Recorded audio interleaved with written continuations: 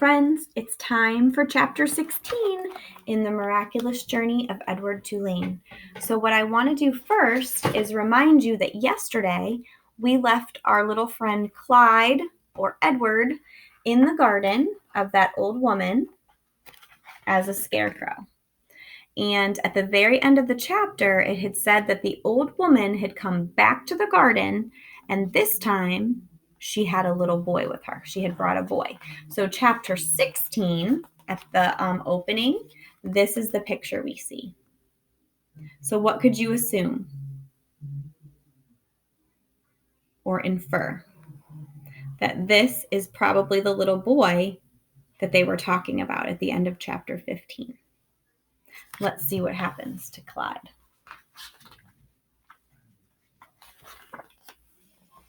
"Bryce," said the old woman, "get away from that rabbit. I ain't paying you to stand and stare." "Yes, ma'am," said Bryce. He wiped his nose with the back of his hand and continued to look up at Edward. The boy's eyes were brown with flecks of gold shining in them. "Hey," he whispered to Edward. A crow settled on Edward's head, and the boy flapped his arms and shouted, "Go on, get!" And the bird spread its wings and flew away. "Bryce!" shouted the old woman. "Ma'am," said Bryce, "get away from that rabbit. Do your work. I ain't gonna say it again." "Yes'm," said Bryce. He wiped his hand across his nose. "I'll be back to get you," he said to Edward. The rabbit spent the day hanging by his ears, baking in the hot sun, watching the old woman and Bryce weed and hoe the garden. Whenever the woman wasn't looking, Bryce raised his hand and waved. The birds circled over Edward's head, laughing at him. What was it like to have wings? Edward wondered.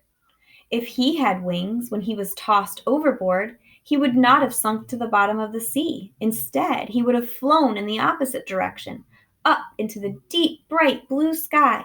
And when Lolly took him to the dump, he would have flown out of the garbage and followed her and landed on her head, holding on with his sharp claws. And on the train, when the man kicked him, Edward would not have fallen to the ground. Instead, he would have risen up and sat on top of the train and laughed at the man. Caw, caw, caw. In the late afternoon, Bryce and the old lady left the field. Bryce winked at Edward as he walked past him.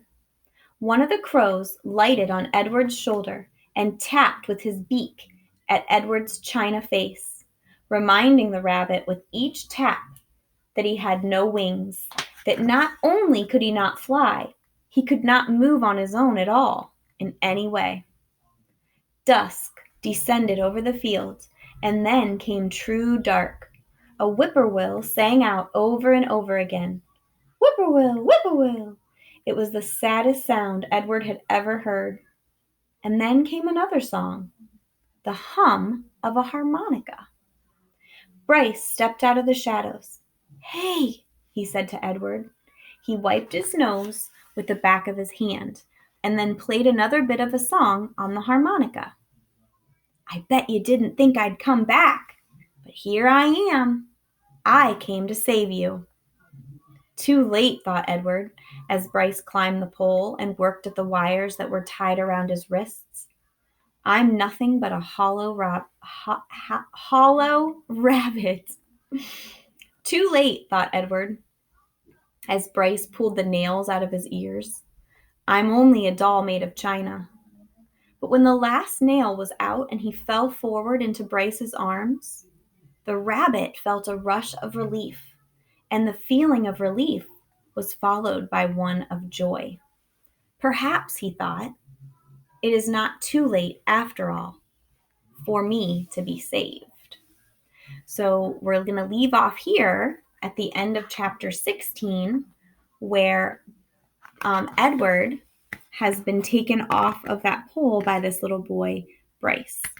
Remember, he had promised that he would come back and get him, and he kept his promise. He did. He came back, and he took Edward down off of that pole. So So we'll have to wait and see what happens to our friend Edward in chapter 17. All right, friends, see you soon.